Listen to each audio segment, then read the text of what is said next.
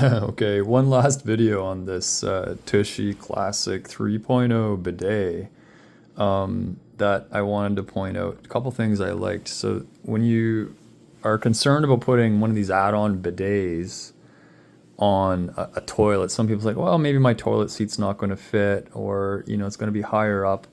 And it's true. When you add this on, it adds about 3/8 of an inch higher, so your toilet seat will be a little bit higher in the back. And it could create some issues with some toilet seats of how it sits on the actual bowl.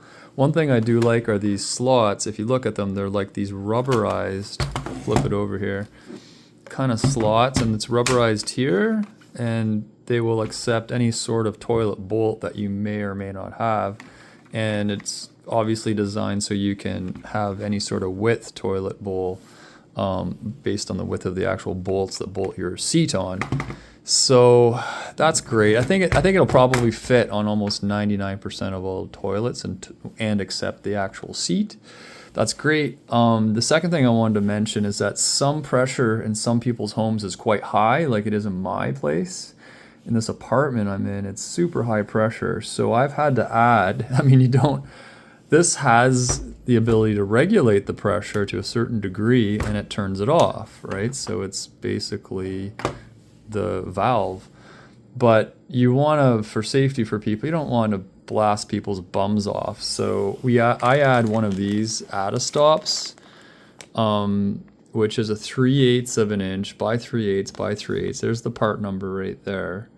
You can see that. And all it is a valve that you can add in line with your water supply to your toilet, and it's a ball valve.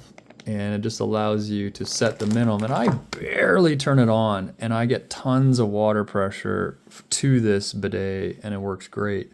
So this is about a $20 part. I'd highly recommend it. Also, I wanted to say one last thing. Tushy did a great job in their manuals. This, like, how to put this shit together is excellent for the Tushy Classic 3. It's very specific. It's funny. It's informative. It worked. It's just an amazing manual. And then they add in this as well, which is funny and also definitely more information and about the use of the Tushy. I don't know if you can see what's going on here. There's like some astrology in here.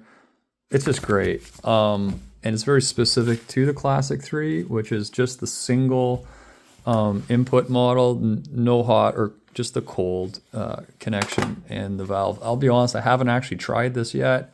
I have the dual temperature model installed. It has the hot and the cold lines to it. It works well, but again, I've installed these on both the hot and cold lines in my own washroom.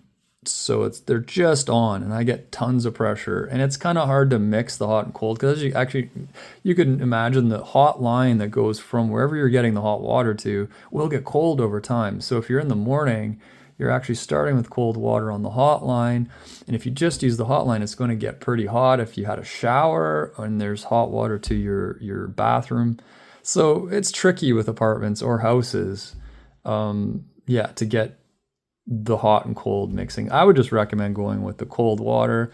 The water in your pipes is fairly room temperature a lot of the times, unless you've been running it for a long time, then it's cold. The cold water really isn't that uncomfortable for me, but you guys figure it out. So just want to add one more thing. That's it. Have a good day.